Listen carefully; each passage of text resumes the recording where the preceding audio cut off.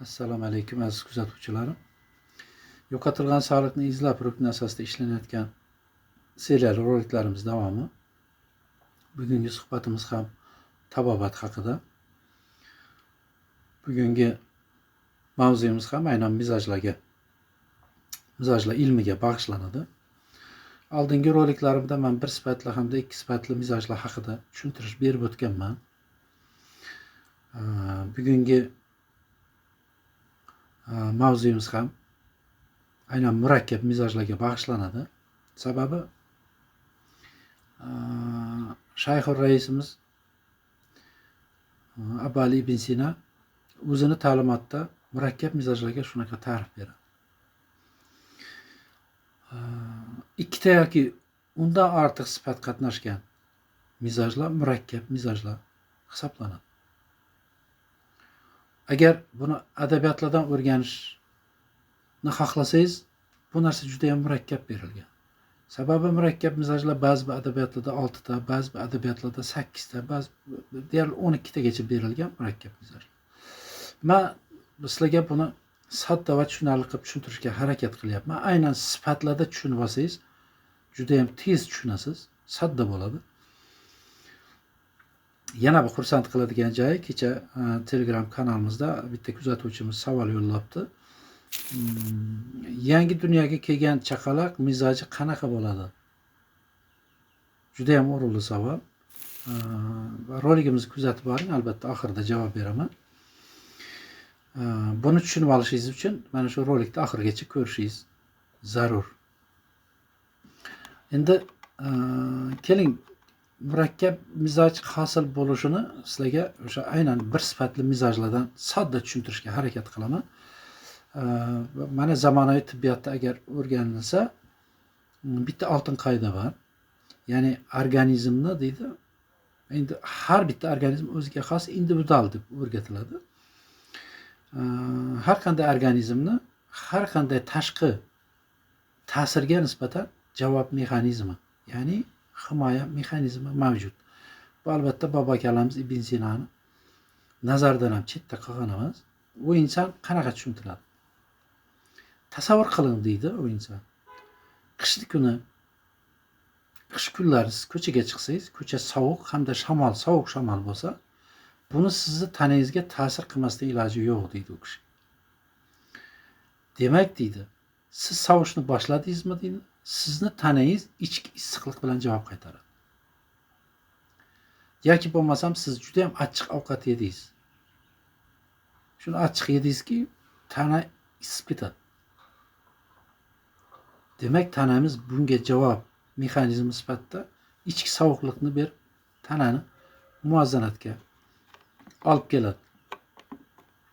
Agar deydi bobo akalarimiz, bunaqa holat tez va to'g'ri bartaraf etilsa deydi, mizoj qayta muvozanatlanadi deydi. Demak, bizda ikkita asosiy mizoj bor.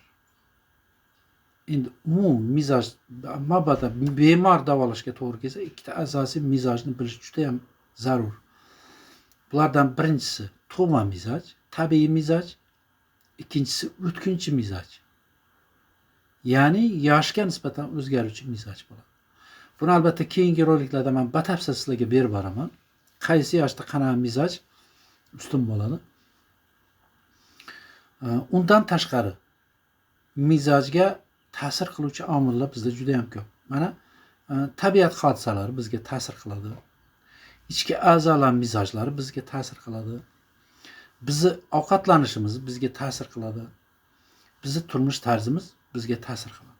Bular hamisha mizojni o'zgartiruvchi omillar hisoblanadi.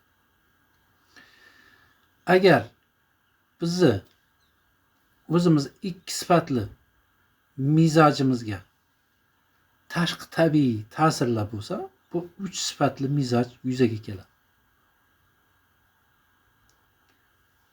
Buni yoki biz yoki ichki organizmning javob reaksiyasi o'zaro muvozanatlashga harakat qiladi. Ammo bu holat cho'zilib ketsa, yoki tabiatda sovuq yoki issiq cho'zilib ketsa, yoki noto'g'ri ovqatlanish haddan tashqari ko'payib ketsa, yoki juda ham haddan tashqari jismoniy mehnat ko'payib tanaga stress kelsa, ya'ni tashqi o'tkinchi sifatni ta'siri uzoq davom etsa, bu davolanishni talab qiladi. Ya'ni 3 sifatli mizoj biz tanamizda vujudga keladi. Endi 4 sifatli mizoj qanday hosil bo'ladi? Agar mo'tadillikni inobatga oladigan bo'lsak,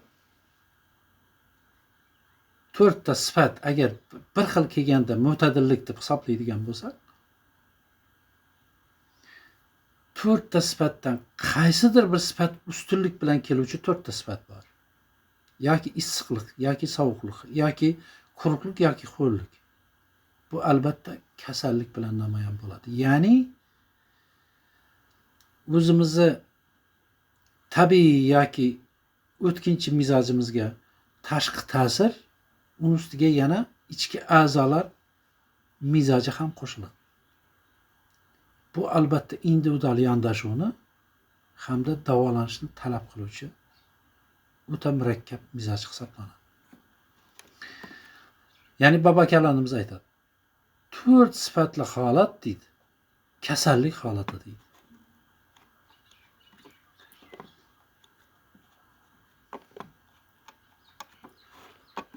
Juda ham muhim bir aniqlik kiritaylik.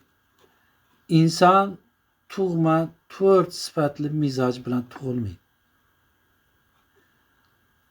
Tug'ma mizoj har doim 2 sifatli bo'ladi. 4 sifatli holat muvozanat buzilishi natijasi. Ya'ni omillar buzilishi natijasi. Omillarning uzoq vaqt davomi bizga, davomli ta'siri. Bu holat davolanishni talab qiladi. Tabobatdagi oltin qoida bor. Kasallik kelganda tanada tartib buziladi. Sog'lik qaytganda sifatlar yana joyiga tushadi. Shuning uchun tabobatda mizojni tuzatish birinchi qadam hisoblanadi. Ovqat va rejim saqlash asosiy ustun hisoblanadi. Hattoki mizojni birinchi qadamda davolash deganda ham ovqatlanish hamda qat'iy rejim asosiy ustun hisoblanadi. Zarurat tug'ilgandagina dori berish ikkinchi qadam bo'ladi.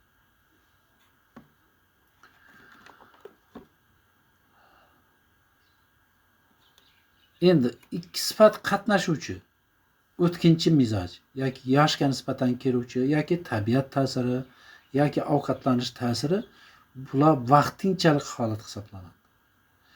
Uzoq davom etsa, organizm unga nisbatan murakkab javob berishga harakat qiladi.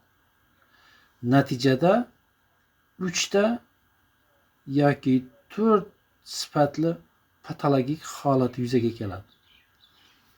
Bu albatta tug'ma mizoj emas, davolanishga muhtoj holat hisoblanadi. Endi yuqorida aytgan savolimizga javob bersak. Ona qarnida homila issiq muhitda rivojlanadi. Platsenta ichida suyuqlikda rivojlanadi. Bu degani ham issiq, ham nam muhitda rivojlanadi. Bola tug'ilganda ham issiq, nam mizoj bilan, ya'ni 2 sifatli mizoj bilan dunyoga keladi. Bola tug'ilganidan tak 2 yoshgacha issiq, nam mizojda bo'ladi. O'sha uchun ham bola jahl qilib qattiq yig'laydi, tez ochqiydi, ko'p uxlaydi hamda tez rivojlanadi. Like bosishni unutmang, obuna bo'lish ham esingizdan chiqmasin. Roliklarimizni kuzatib boring. Bundan keyingi roliklarimiz bundan ham qiziq bo'ladi. Izohlarda Telegram kanalimiz berilgan. Har qanday savolingiz bo'lsa, Telegram kanal hamda mana shu kommentariyalarda savolingizni bersangiz, albatta javob beramiz va keyingi roliklarda uchrashguncha xayr, sog' va salomat bo'linglar.